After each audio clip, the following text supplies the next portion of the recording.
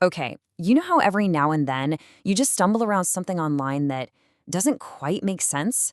On the surface, it looks like one thing, but the more you dig, the stranger it gets. Well, today we're going to decode one of those exact finds. This really weird online document that kind of blurs the lines between a travel blog, a wild sci-fi epic, and something else entirely. And that really brings us to the big question, right? Are we just looking at somebody's travel plans, or is this something more, like a transmission from another reality? Let's peel back the layers and see what we can figure out. So, our investigation kicks off with what seems like a totally normal travel update. It comes from a website called Bibi, and it's titled Navigating the Metacity. At first glance, honestly, it seems pretty simple. We get this super specific piece of info, a post dated April 15th, 2026, that's all about a change of plans for a trip to Vietnam. You know, the kind of thing you'd see on any travel blog. But pay attention to the wording here, a strategic shift. That's kind of our first little clue that something's a bit off. And here are the details. We've got a hotel name, a location, a whole 31-night stay, and the price, about $370. It's all very practical, very real-feeling information, cash only, free cancellation. It all looks legit. So far, so normal, right? But this is where things start to get really interesting. I mean, why would anyone need to justify a simple hotel booking with such epic language? This isn't just about finding a good spot to stay. There's like a whole philosophy behind this decision. Let's get into it. Okay, so check this out. This slide is fascinating because it mixes the totally mundane with the metaphysical. The first few points, they make perfect sense for any traveler, right? Walkable, good budget, flexible cancellation. But then it takes a hard left turn. The booking has to fit the canon. It needs narrative continuity. It even echoes something called participatory ontology. I mean, what? All of a sudden, a hotel choice is now part of a bigger story. And then we get this quote from an editorial note in the document. And this is where the whole thing just cracks wide open.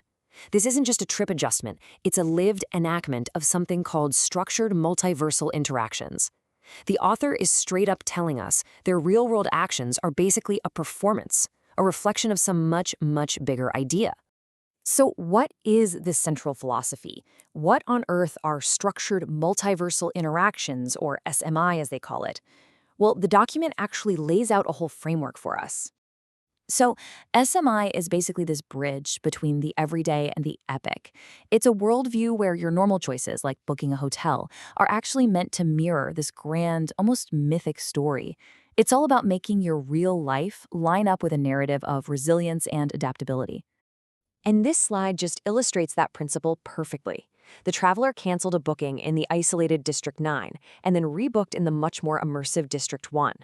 This wasn't just about convenience. It was a deliberate move from a story of isolation to one of participation.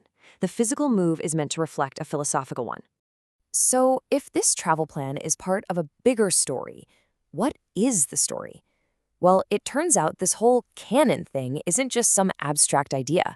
It's tied to a very specific, very cryptic sci-fi narrative about a character named Saikou Venga.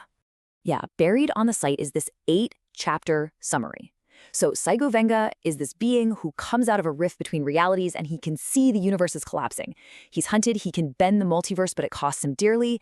And then, get this, he realizes he's the problem. He's the anomaly.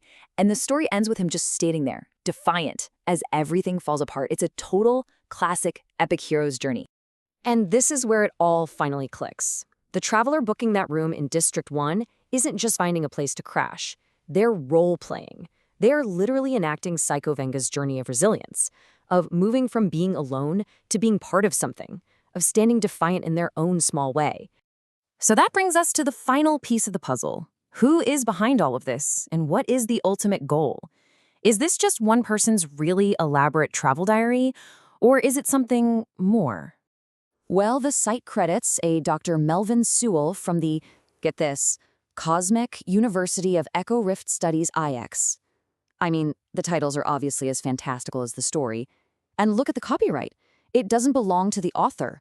It's copyrighted to the fictional character himself, Saikou Venga. But the biggest giveaway is right here, in the disclaimer.